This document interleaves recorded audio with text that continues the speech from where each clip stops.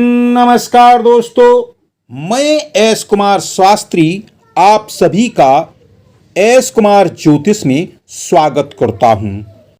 आज हम बात करेंगे लग्न भाव और द्वितीय भाव यानी धन भाव और गुरु बृहस्पति के प्रभाव के बारे में। गुरु बृहस्पति को धन का कारक ग्रह माना जाता है। यदि किसी जातक की कुंडली में लग्न भाव का स्वामी यानी लग्नेश द्वितीय भाव में बैठा हो और द्वितीय भाव का स्वामी द्वितीयेश एकादश भाव में बैठा हो और एकादश भाव का स्वामी एकादशेश द्वितीय भाव में विराजमान हो तो ऐसा जातक बहुत धनी, समृद्धिवान, यशस्वी और समाज में सम्माननीय होता है। जातक अपने जीवन में बहुत धन कमाता है। जातक को धन कमाने के साधन बड़े ही आसानी से प्राप्त होते रहते हैं। यदि किसी जातक की कुंडली में गुरु बृहस्पति द्वादश भाव में हो और द्वितीयेश यानी द्वितीय भाव का स्वामी निर्बल हो और नीच राशि में हो और लग्न भाव पर किसी शुभ ग्रह की दृष्टि ना पड़ रही हो, ऐसा जातक अपने पैतृक धन का नाश करने वाला होता है और जातक को हमेशा धन कमाने में भी बहुत परेशानियों का सामना करना पड़ता है। यदि किसी जातक की कुंडली में एकादश भाव का स्वामी एकादशेश और द्वितीय भाव का स्वामी द्वितीयेश और लग्न भाव का स्वामी लग्नेश अपने अपने भाव में ही बैठे हों यानी स्वग्रही हों तो ऐसा जातक बहुत धनी होता है।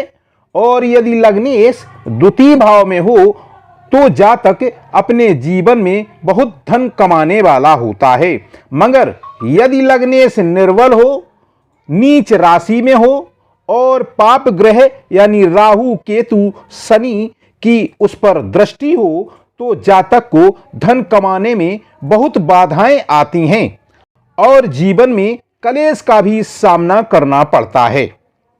यदि किसी जातक की कुंडली में गुरु बृहस्पति का द्वितीय भाव से किसी भी प्रकार का संबंध हो, जैसे गुरु यदि द्वितीय भाव में विराजमान हों यानी बैठे हों या फिर अष्टम भाव में बैठकर अपनी सप्तम दृष्टि डाल रहे हों या फिर दसम भाव में बैठकर पंचम दृष्टि डाल रहे हों या फिर छठे भाव से अपनी नवम दृष्टि डाल रहे हों तो ऐसे जातक के पास धन का हमेशा आगमन बड़े ही आसानी से होता रहता है।